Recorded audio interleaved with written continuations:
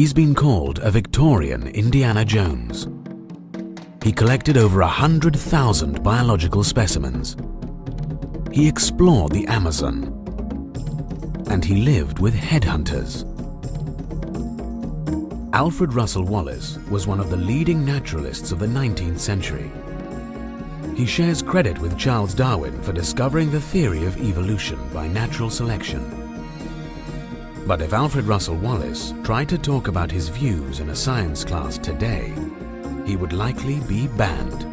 Because Alfred Russel Wallace, the co-founder of the modern theory of evolution, also believed in intelligent design.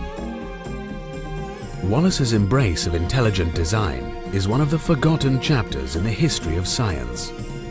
But it's an intriguing story that places current debates in a new light.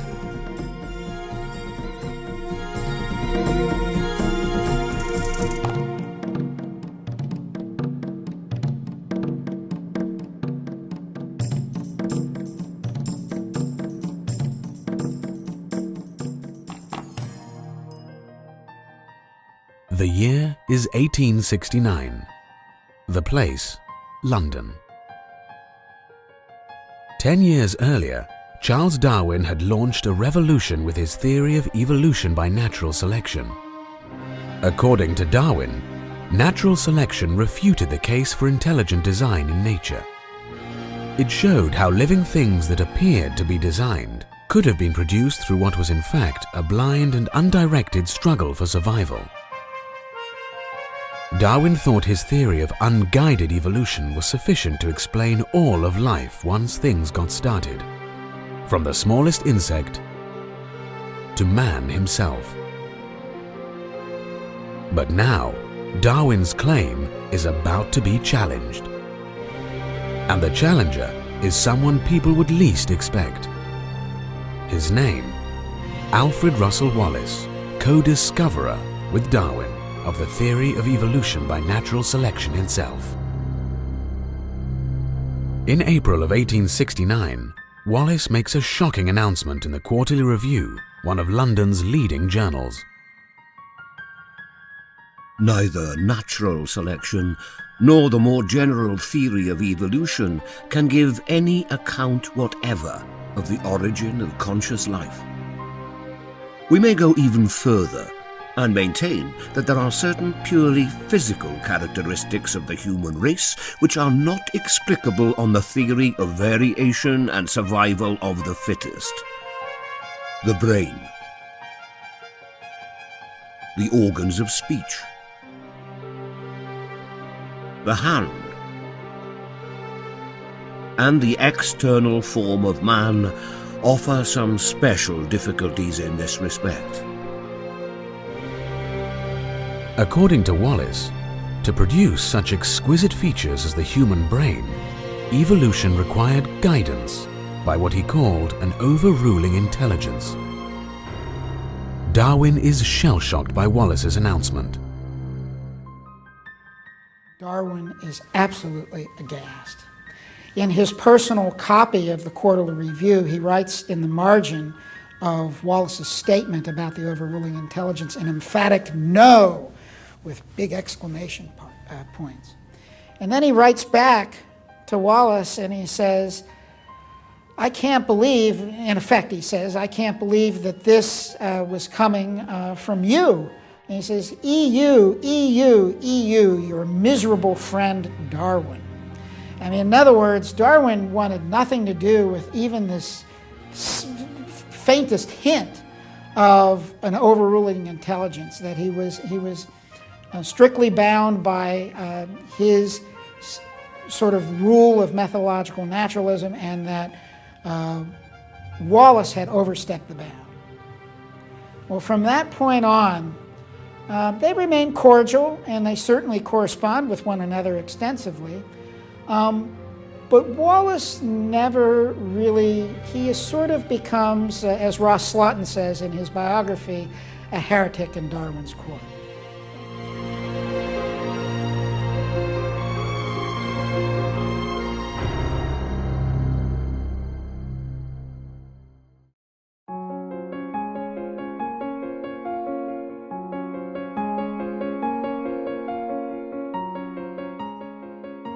In the years that followed, Wallace eventually developed a theory of intelligent design that historian Michael Flannery calls intelligent evolution.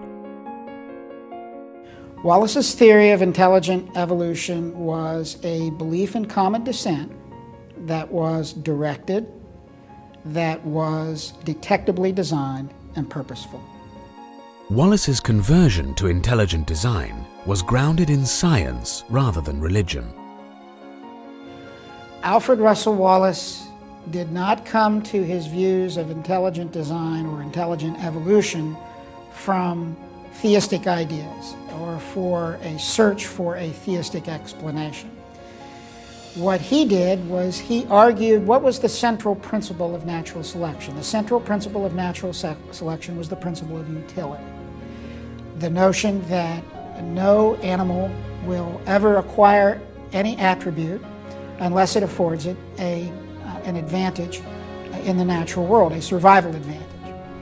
Well, he looked at certain things in the natural world, for example, the intellect of man, humanity's love of music, wit, abstract reasoning, mathematics, all of those things. He said, well, there's no survival advantage to this. So if that's the core and the essence of natural selection, one must go beyond that and search for some other satisfactory explanation. One thing Wallace knew, he knew that complexity had to be designed and had to have some kind of design apparatus or some kind of manufacture. You don't get machines out of nothing. They don't arise spontaneously. They don't just pop up out of nowhere.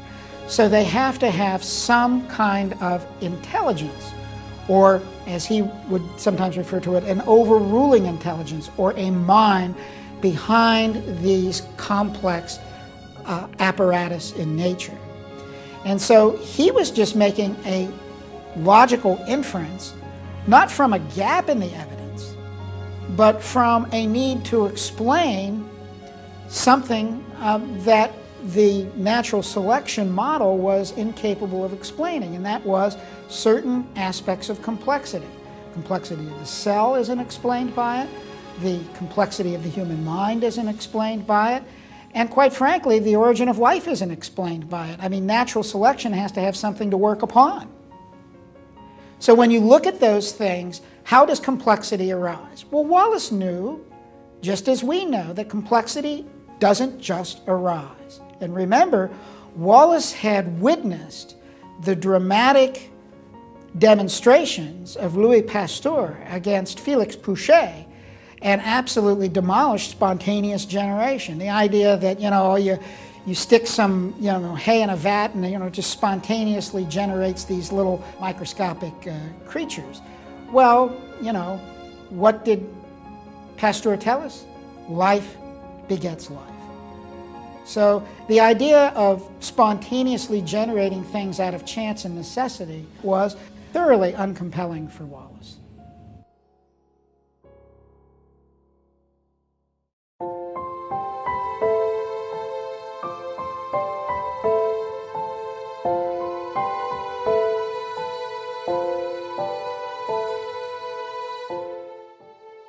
The full expression of Wallace's embrace of intelligent design came during the last decade of his life with the publication of 2 books. The first was Man's Place in the Universe.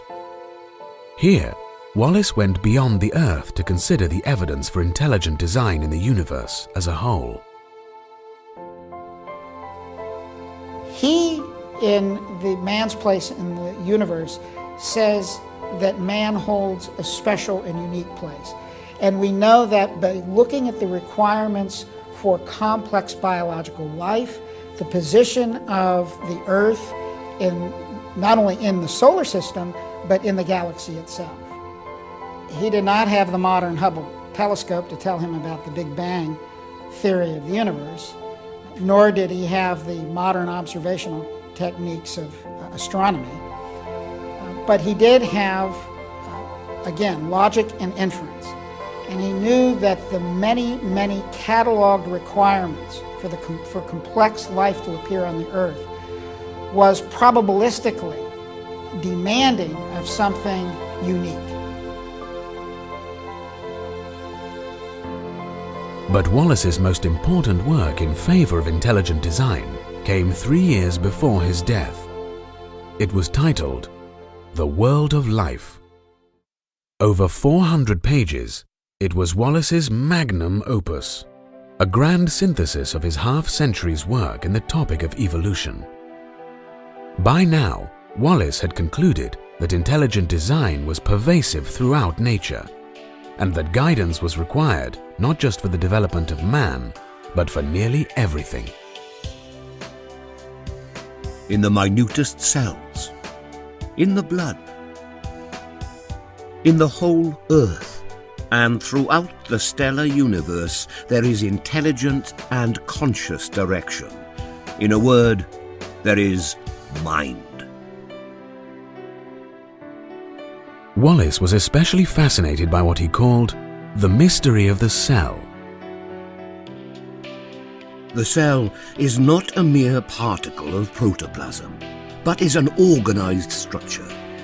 What we must assume in this case is not merely a force, but some agency which can and does so direct and guide and coordinate a great variety of forces, mechanical, chemical, and vital, so as to build up that infinitely complex machine, the living organism, which is not only self-repairing during the normal period of existence, but self-renewing,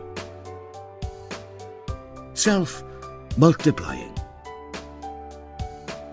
self-adapting to its ever-changing environment. To do all this, what we absolutely require is a mind. Remember, at this time, when we're talking about the cell, August Weismann is beginning to explicate in greater detail the mechanisms of cell division and so on. People like Huxley and many of the followers of Darwin just believed that the cell was just a sack of protoplasm. And Wallace said the cell is much more intricate than that, much more sophisticated than that, and it gives evidence of design. The wonderful activity of cells convinces me that it is guided by intelligence and consciousness. I cannot comprehend how any just and unprejudiced mind, fully aware of this amazing activity, can persuade itself to believe that the whole thing is a blind and unintelligent accident.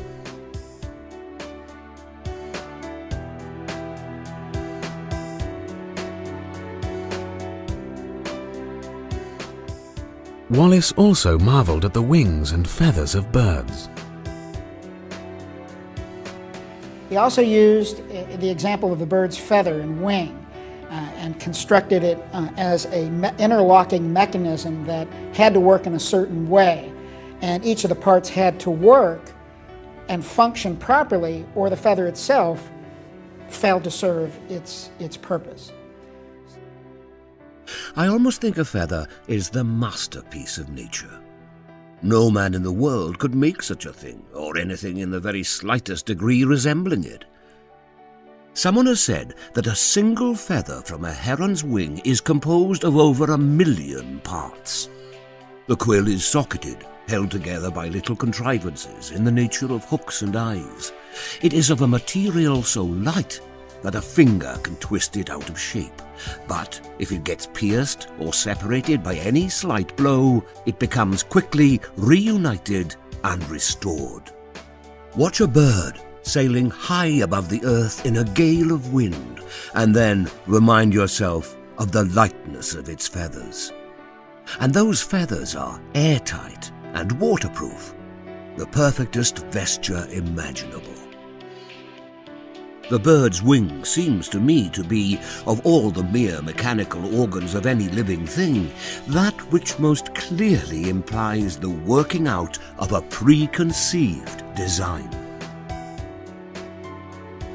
So he would use specific examples in the natural world that are remarkably akin to some of the modern examples that are being used today to show detectable design in nature. Wallace did not have the tools of modern ID theorists today, for example, DNA, he did not have information theory, but he could use logic and inference to draw the examples of intelligently detectable design in certain features of nature, which is what he did.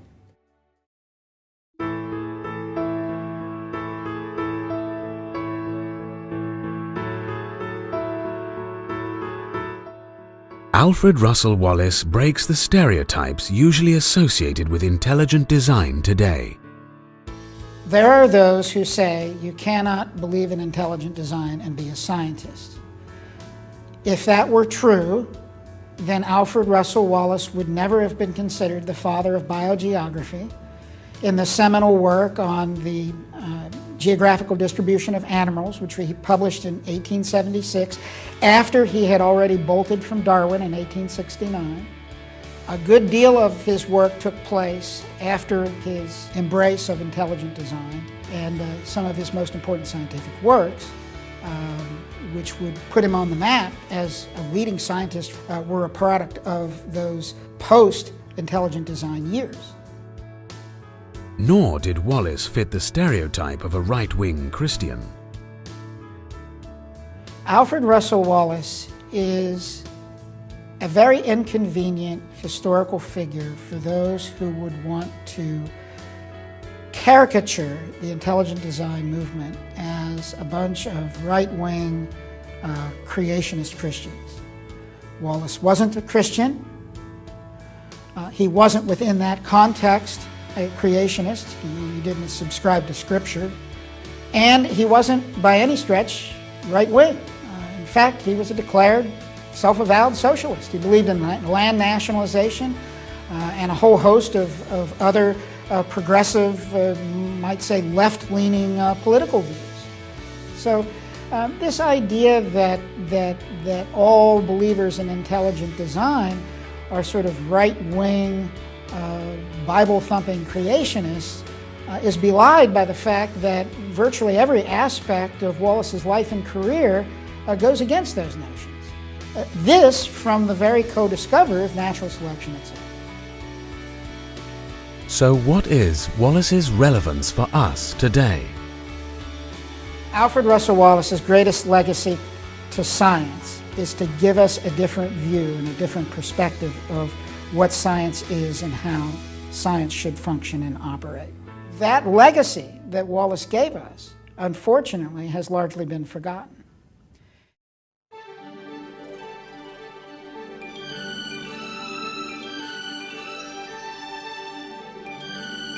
Wallace himself hoped that scientists of the future would look at nature with a new sense of wonder.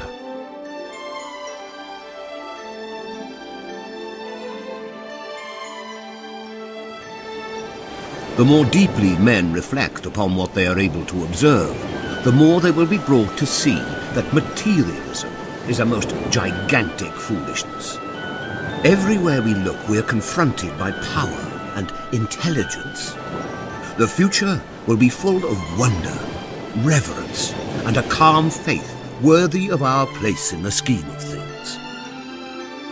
The conclusion I reach is this, that everywhere, not here and there, but everywhere, in the very smallest operations of nature to which human observation has penetrated, there is purpose